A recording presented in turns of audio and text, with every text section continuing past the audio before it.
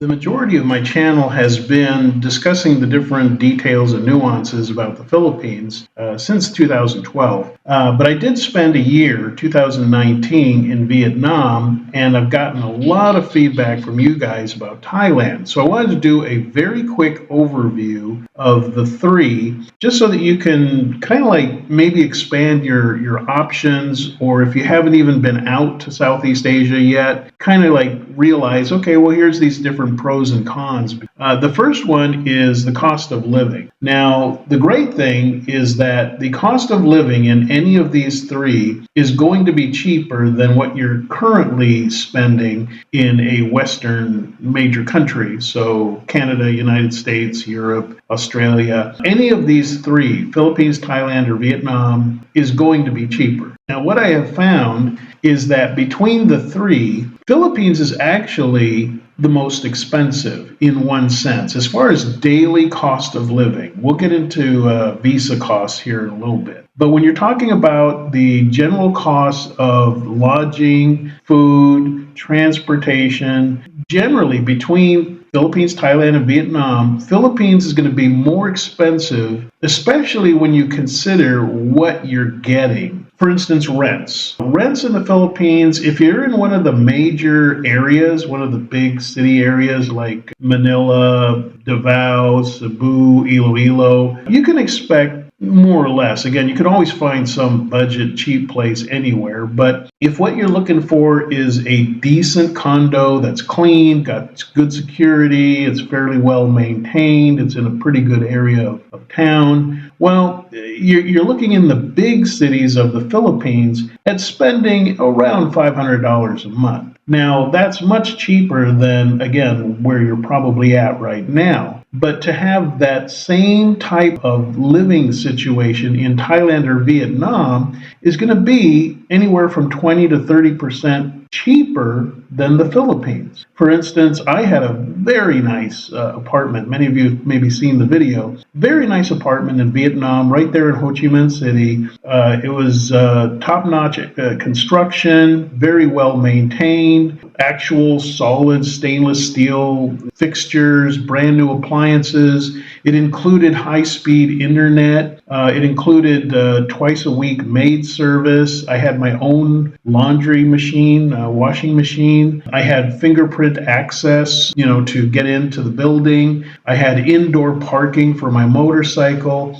All of this was included for roughly about $230 US dollars a month. And the prices have actually become a little bit cheaper now that the whole pandemic thing is over with. Vietnam just has the most, you get a lot of bang for your buck. Similar with Thailand as well. Now, Thailand, again, if you're in the major areas, expect many of these nicer condos are going to cost a little bit more, but not as much as you would spend in the Philippines. So when you're looking at overall cost of living, the Philippines is going to be a little bit pricier, and you're not going to get these amenities. You're not going to get the free internet. You're not going to get maid service. Maybe if you're lucky, they got bars on the window and a security guard downstairs, but that's about it. And don't expect, top grade facilities or appliances or anything to be included unless you're going to start spending, say, over $650 a month. Now, that being said, you can live in the Philippines in some of the smaller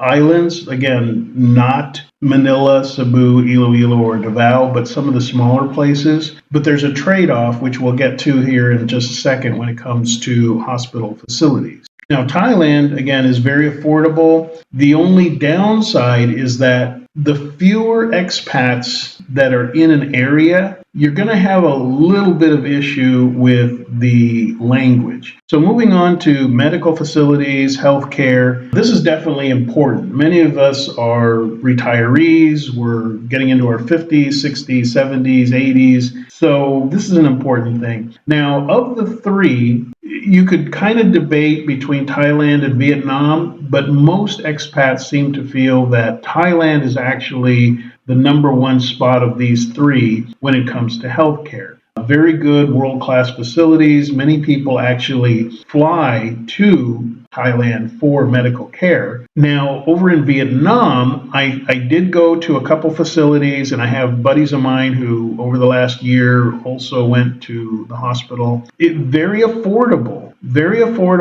very professional in their way of going about doing business. Again, very clean. Now, we're talking about the major cities in Vietnam. So we're talking about Hanoi and Ho Chi Minh City. When you start getting to the smaller parts of Vietnam, well, then, of course, there's not as much really available. Vietnam still, when it comes to if you have to go to the dentist, if you have to go to an optometrist, a urologist, or whatever it is, again, I can't say enough about just how professional they take their work. And again, very clean and very affordable. Now, when it comes to the Philippines in healthcare, it's pretty simple. You need to be in a major metropolitan area like Manila, Davao, Cebu, or Iloilo if you really want world-class healthcare. Now, there are good, decent hospitals in some of the other areas of the Philippines, and it'll do the job, and for most things it'll get you by, but it's very hit and miss. So expect that it will be a bit more expensive in the Philippines than it would be in Thailand, and expect that the range of medical care facilities can go anywhere from, again, a world-class place like, say, Changhua Hospital there in Cebu, or it can go down to the province-level hospital, which I've been in them before, and well, in fact, the one that I went to was so bad, they eventually tore it down and rebuilt it. It was kind of like a MASH unit with walls. I won't go into many details, but I personally would not stay there ever. But like I said, it's been torn down and rebuilt, so that's a good thing. But so when it comes to healthcare, the good news is that you can communicate with your doctor in English. Again, I recently had an appendectomy on Bohol. Everything went great. I was very happy with the service, felt very confident with the staff and my surgeon, and everything went great with no complications. So you can find good hospitals and affordable hospitals. For instance, my appendix with 5 days in the hospital, surgery, hospital bill, medications, all of it, the whole ball of wax was just under $2,000 US. So definitely affordable. Just, have some money set aside for that. Now, the next big thing to consider is visas, because the visa is basically your ticket to stay. Now, again, we'll look at the pros and cons here with each. Now, with Thailand, it's very popular. They do have a long stay visa, but be prepared. There's going to be a lot of paperwork involved, a lot of running around, and you are going to have to provide financial proof that you can sustain yourself. Thailand does expect you to have a healthy amount of money and savings and income in order to get the long stay visa. So if money is not a problem for you, then a long-term visa in Thailand is a pretty good way to go. Now, if you're more of a budget person who really can't prove your income, or you're just really not going to be pulling in more than, say, $800-900 a month, you're going to have a very hard time getting a long-term, long-stay visa in Thailand. You could go there and stay there for a couple of months on a short-term tourist visa, but we're talking here about permanent retirement destination. Actually putting down roots and picking a place as a long-term retirement. So expect to have a decent amount of money if you're going to stay in Thailand for the duration. Vietnam just extended their visa to 3 months at a time per visa with no exit required. Now, they used to have a 1-year visa, both tourist and business. The business visa was getting abused, So don't expect to use that if you've heard from other guys that that's what they did. It's no longer a viable option. The 1-year tourist visa, I have not heard anybody able to get that this year. Hopefully they will bring that back at some point. If they do, put it in the comments. But right now, what's available is a 3 months at a time visa. After the 3 months, you can renew, but there's never a guarantee that they're going to renew. You usually do, but you don't want to set up shop to be there, living there permanently, unless you have a pretty solid reason to believe that you can renew your visa, which may involve getting married to a Vietnamese woman there. That's one way to help solidify that. But if you're not interested in getting married or not getting interested in married to a Vietnamese woman, the current 3-month visa at a time, again, that's going to be pretty much the best you could expect right now. Now, if you are enterprising, and I do know a guy who has a very big motorcycle shop, if you're willing to start and fund and you have the money to do an actual business, then the business visa kind of opens up to you. But they're cracking down on that. It's not going to suffice to just fill out a few pieces of paper and make up a business name. That's not going to fly anymore. You actually do need to start a business. Now, the Philippines, when it comes to visas, is the clear winner. Even without the Special Resident Retirees Visa, the SRRV, even without that, as a tourist, you can renew up to 36 months continuously. That's 3 years you can stay and renew without any worries or issues. You can renew, just don't go committing any crimes or anything. And they will renew your visa for up to 36 months, at which time you then exit the Philippines for about 24 hours is recommended, and then turn around, fly back in, and do another 36 months. Again, it's the clear winner. So if you are open to the idea of getting married in the Philippines, well, then you have a 13A spousal visa, which is available to you. And I mentioned the SRRV. There are deposits required, and it's the lowest one is for those that have been in the American military prior, but expect that the deposit's going to be about $10,000 or more for the other SRRV visas, which is, again, makes the 13A spousal visa very attractive if you're willing to get married. Side note, they do not have divorce available in the Philippines, but you can still, if need be, get divorced in your own home country and then register that divorce in the Philippines to free you up again. So staying in the Philippines long term is the best option out of the three.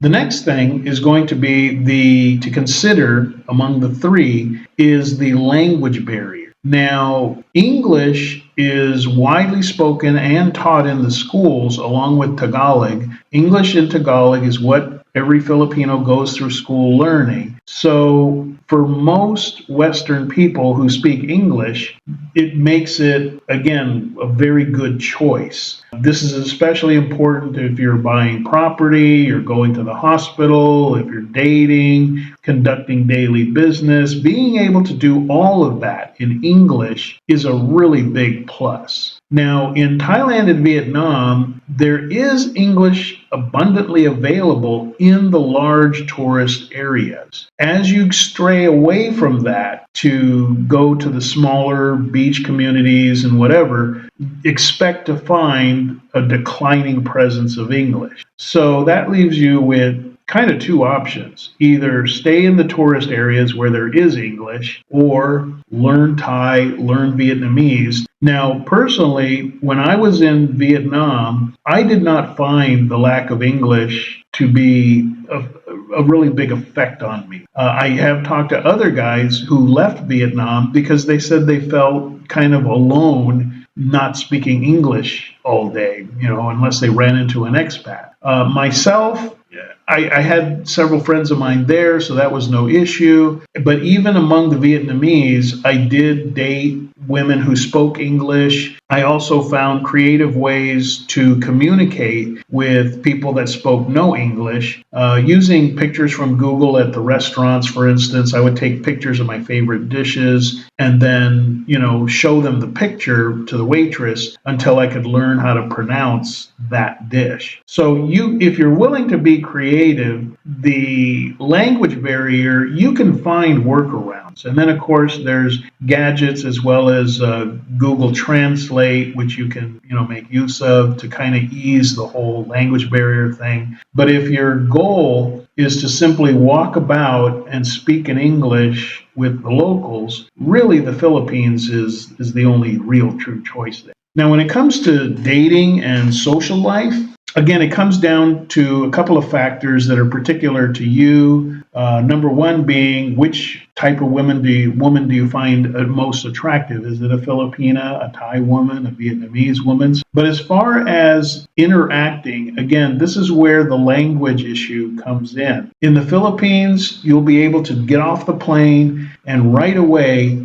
begin speaking with Filipinas in English. Because it's their second language, Tagalog and their local dialect being the first and second language, English being really their third language that they use, but it's the second language they learn in school, you can pretty much just get off the plane and start speaking in English, and they won't necessarily be speaking perfect English, but you'll be able to communicate. And sometimes there'll be a little bit of misunderstanding, but it's workable. Whereas in Thailand and Vietnam, as I mentioned with the language, when you're dating, you're going to find yourself either dating women who are in the tourist areas of Thailand or Vietnam who speak English because they have a lot of interaction or they've gone to college to learn English. And there's pros and cons about that. For instance, in Thailand, the women that hang out in the tourist areas, they're not necessarily all bar girls and pole dancers. I mean, there's a lot of women that work there professionally in the dental offices and the hospitals, and they speak good English, and they just happen to live in the bigger city areas. Now, in Vietnam, it's kind of bifurcated. A lot of the younger Vietnamese women are going to college and are very ambitious, and they do speak English, many of them. However, they really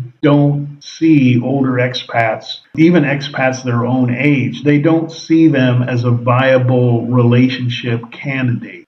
They may date them short term, and short term being like 1 or 2 dates, just for the experience. But when they're thinking about a relationship, the younger Vietnamese women, really their parents have a very big influence on who they date. And their parents basically want them to get, into a relationship with a Vietnamese guy who's their age, who is going to be a professional, say a doctor, a lawyer, an attorney, an accountant, anything. The odds of actually marrying a young Vietnamese woman is pretty low in Vietnam, very low. Now, marrying a Vietnamese woman over 35, your odds are a little bit better. But here's the irony of it all. They are more open to the idea of marrying a older expat. However, they're the ones that usually don't speak very much English. They're older. They really did. It wasn't a focus when they were in their,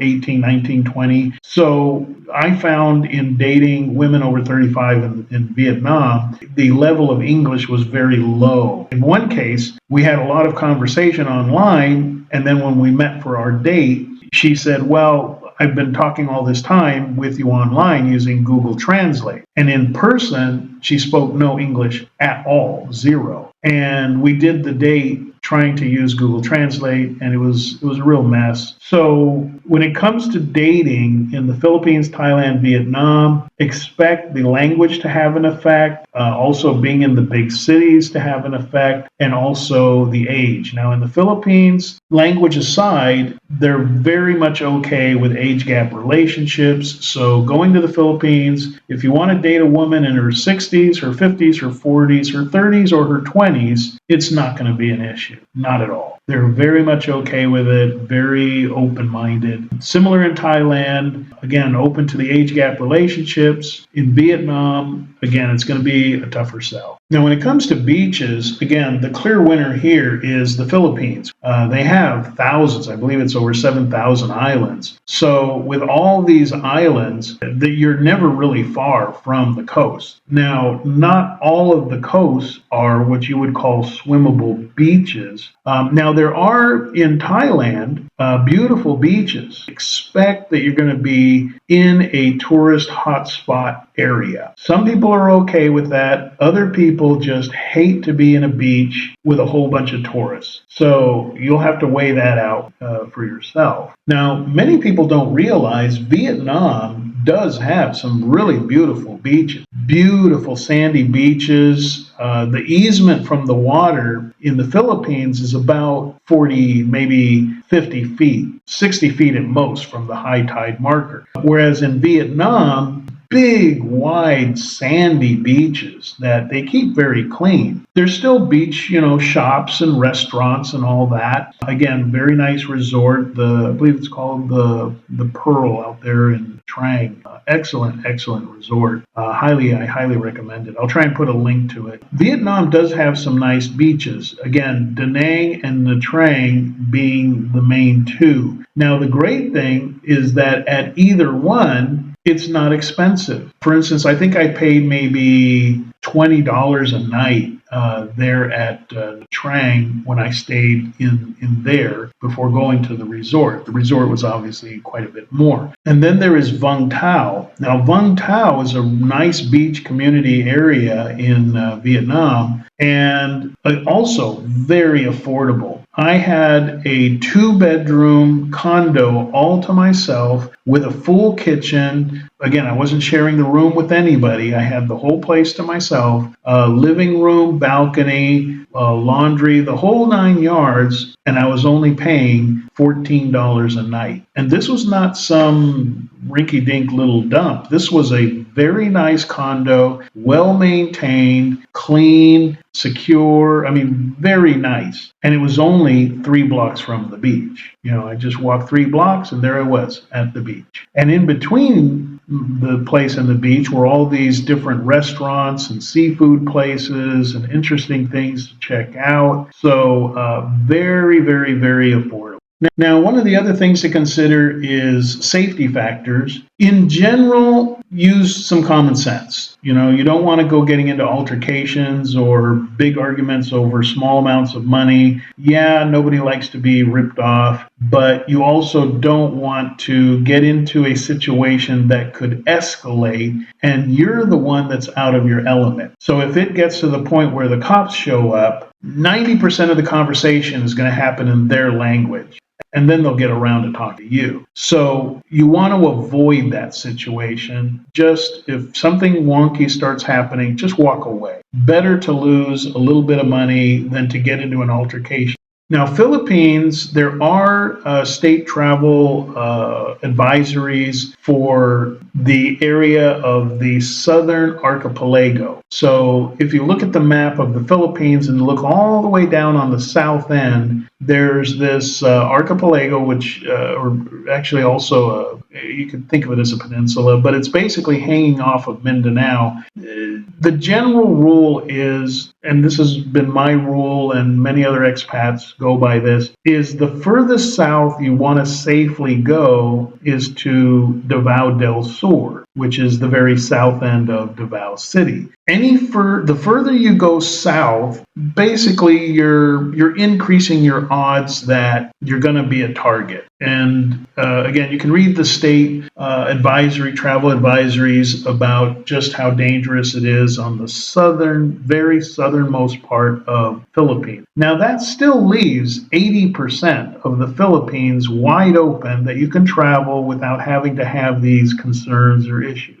While I was in Vietnam, I would say that was probably the safest I've ever experienced life just about anywhere. the culture and just the way they live. Not to say that there's no crime in Vietnam. Obviously, there's crime anywhere you have people. But overall, you just have to experience it. I would say that places like Japan, Tokyo, or maybe a step up, or Singapore, but Vietnam is like a close third. Very safe. You don't see sketchy characters around. You don't see a whole lot of graffiti. You don't see a lot of the urban blight that is usually associated with crime. Definitely not an issue. So there you have it. Just kind of a quick overview of the Philippines, Thailand, and Vietnam. Again, I know we didn't go into much detail on any of this, but just to give you a thumbnail